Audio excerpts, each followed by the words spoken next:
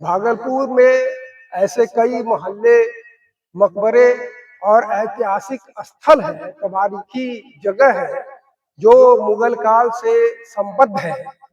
अकबर बादशाह के नाम पर अकबर नगर, जहांगीर के नाम पर जहांगीरा, शाहजहां के सुपुत्र के नाम पर सूजागंज बाजार, तो मुगल कालीन सैनिक छावनी की याद दिलाता सराय मोहल्ला, जो भागलपुर के मुगल काल के इतिहास की यादों को ताजा कर देता है। इन्हीं में से एक यादगार नाम है इब्राहिम हुसैन का मकबरा। नमस्कार, मैं हूँ सईद अनवर और आज हम आपको लेकर आए हैं खंजरपुर के इब्राहिम हुसैन के मकबरा मौज़िलियम में, जो कि छोटी खंजरपुर में स्टेशन से 3 किलोमीटर तकरीबन उत्तर पूर्व अवस्थित है। इब्राहिम हुसैन का मकबरा। इब्राहिम हुसैन के विषय में कहते हैं कि ये बंगाल के प्रांतपति गवर्नर हुआ करते थे और ये जहांगीर के साढ़ू भाई थे। नूर जहां की बहन के ये शौहर थे हाजी हूर परवार खानम, इनकी पत्नी थी इब्राहिम हुसैन की। इस एतबार से नूर जहांगीर और इब्राहिम हुसैन रिश्ते में साढ़ू लगते थे। इब्राहिम हुसैन एक कामयाब सेनापति सिपह सालार भी थे और इन्होंने 1614 ईस्वी में भागलपुर के मुजाहिदपुर के मुगलपुरा में अपना निवास बनाया था और आज भी मुगलपुरा में इनके खानदान के लोग रहते हैं। कहते हैं कि जब कोई शहजादा खुर्रम, जो बाद में बादशाह वक्त शाहजहां के नाम से जाना गया, उसने अपने बाबा वालिद नूरुद्दीन मोहम्मद जहांगीर के खिलाफ बगावत 1623 में बोल दिया। उस बगावत को कुचलने के लिए इब्राहिम हुसैन को अहम जिम्मेदारी दी गई।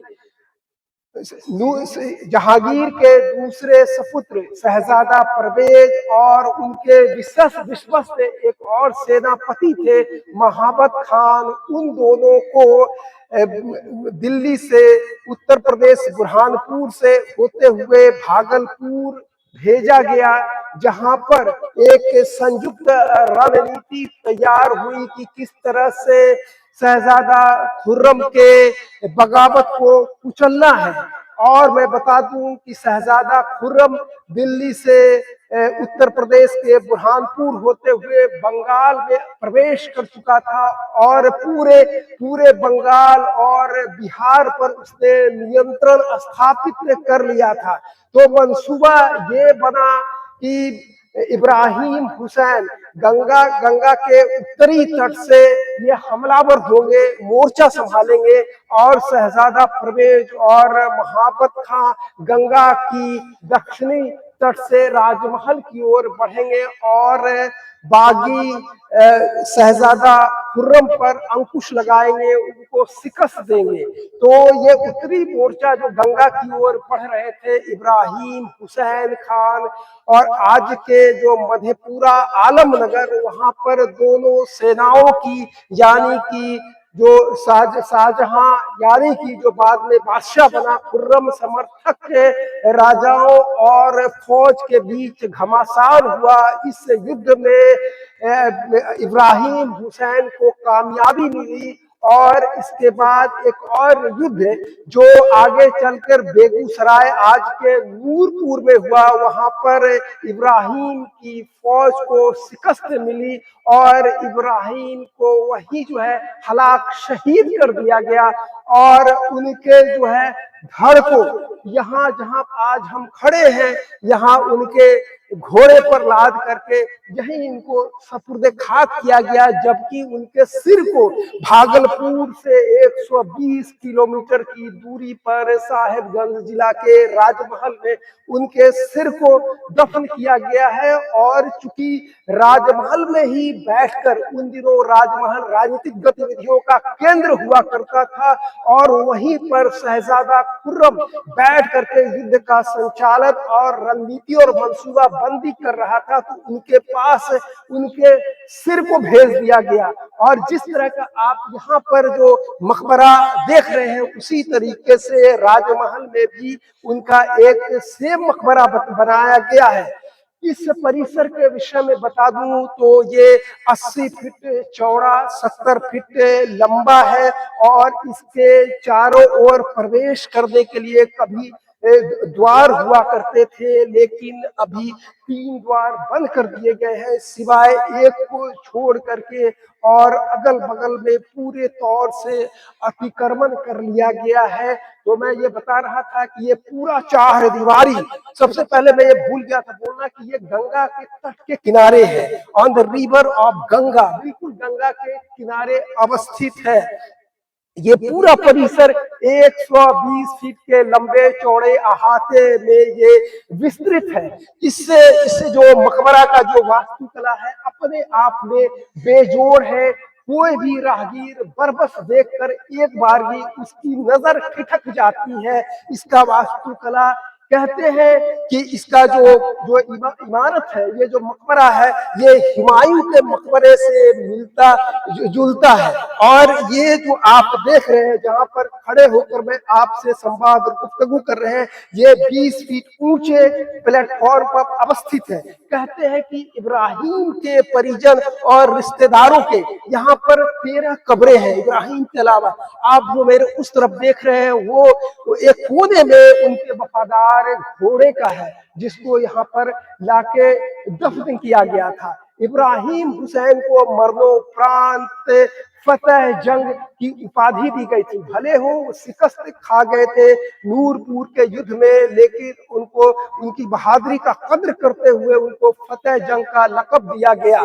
कहते 1810 में एक स्कॉटिश चिकित्सक और भूगोलविद फ्रांसिस बुकानन 1810 में यहाँ पर आए थे और उन्होंने कहा था कि उत्तर बिहार के समकालीन जितने भी मॉन्यूमेंट है, स्मारक है, उसमें सबसे बेहतरीन इब्राहिम हुसैन का मकबरा और मजार है।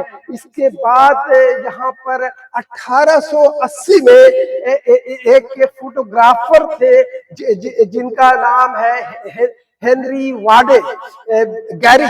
उन्होंने कहा था कि ये बहुत ही समुन्नत अवस्था में ये मकबरा था और 1880 में ही एक जो एंसेंट मॉन्यूमेंट्स ऑफ बंगाल में ये उल्लिखित है कि ये काफी खूबसूरत और काफी बेजोड़ ये मकबरा हुआ करता था। तो इतिहास में भी इसकी तस्दीक की गई है।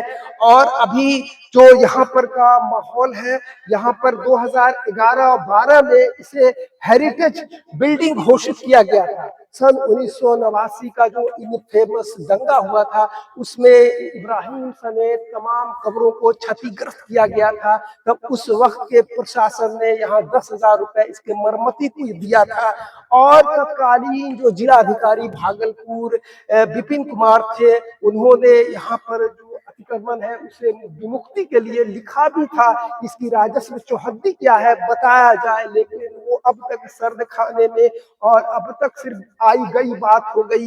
लेकिन अब मेरा ये जो है पर्यटकीय दृष्टि से 2011-12 में इसको हेरिटेज बिल्डिंग घोषित कर दिया गया है, लेकिन जगह जगह पर यहाँ पर टूट फूट, और सबसे बड़ी बात तो मैं अभी भूल गया, यहाँ पर 5 गुंबद है, जिसमें से एक बड़ा गुंबद है और 4 छोटे गुंबद है। और यहाँ पर जो है मेहराबदार कई एक द्वार है अंदर मकबरे में, मजार में प्रवेश करने का।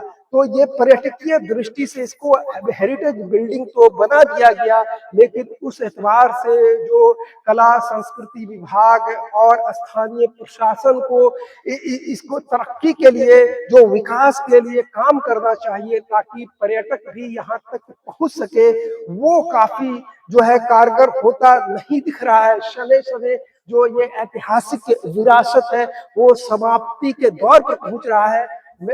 इस मौजूलियम के इस स्मारक, इस मकबरा का निर्माण 17वीं शताब्दी में 1650 ईस्वी में किया था।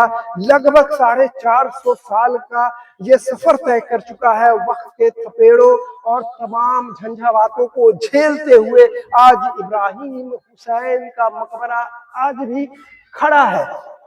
इसके पुनर्निर्माण रख रखाव के लिए 2 करोड़ रुपए का जो है राशि भी आवंटित की गई थी, लेकिन अभी जो हालात है वो अंदर में जगह जगह टूट फूट और रंग रोगन भी जो प्लास्टर है वो झड़ रहे हैं। और यहाँ तक पहुंचने के लिए मैं स्टेशन से बताऊं तो सहज ही आप यहाँ तक पहुंच सकते हैं। स्टेशन से आप टोटो ऑटो से सीधे कचहरी चौक या मनाली चौक पर आए, इसके बाद आप एसएम कॉलेज यानी कि दाएं बाजू दाहिने तरफ से आप एसएम कॉलेज से के पास पहुंचे और एसएम कॉलेज के ठीक सामने है। हालांकि हेरिटेज बिल्डिंग है, ये आसार कदीमा जिसको आर्कियोलॉजिकल सर्वे ऑफ इंडिया, अगर कोई 150 या 200 साल पुरानी कदीमी चीज हो जाती है तो एएसआई के संरक्षण में वो चला जाता है।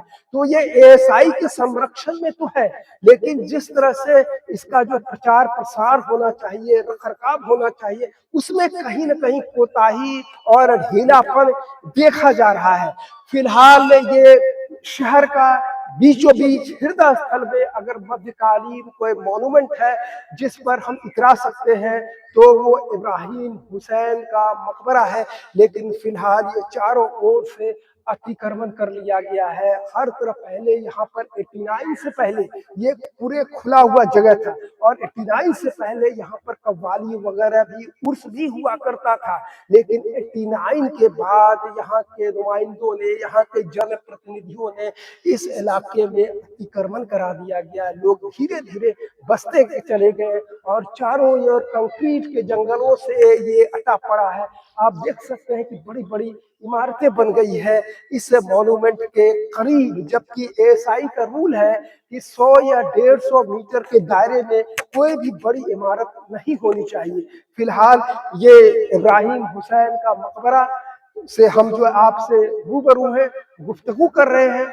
अगर इस वीडियो को आपको अच्छा लगे तो इसे शेयर कीजिए और ज्यादा से ज्यादा लोगों तक इसे पहुंचाए ताकि इस कदीम और मेडिएवल मॉन्यूमेंट के विषय में जो लोग नहीं जानते हैं वो जाने।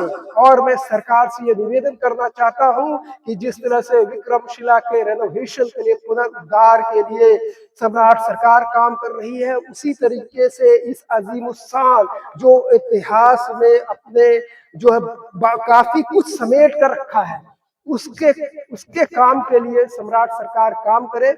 और यहाँ के जो जिलाधिकारी, उनसे मैं भी कहूंगा कि यहाँ तक पर्यटक पहुंचे ज्यादा से ज्यादा और इस मेडिएवल मॉन्यूमेंट को लेकर के लोग जो है शोध कर सके और इस चीज के विषय में, अपनी विरासत के विषय में ज्यादा से ज्यादा पहुंचा सके। तो मैं अपने सम्मानित छायाकार अली के साथ, मैं सईद अनवर, इसी उम्मीद के साथ कि जब मैं अगली बार इस वीडियो को बनाने आऊं तो इसका जो फिजा बदला बदला सा दिखे और यहाँ पर लोग पहुंच करके सिर्फ सिर्फ 2 पल की सुकून के लिए ही नहीं बल्कि अपने पूर्वजों को भी फातिहा दरूद करने के लिए पहुंचे। धन्यवाद।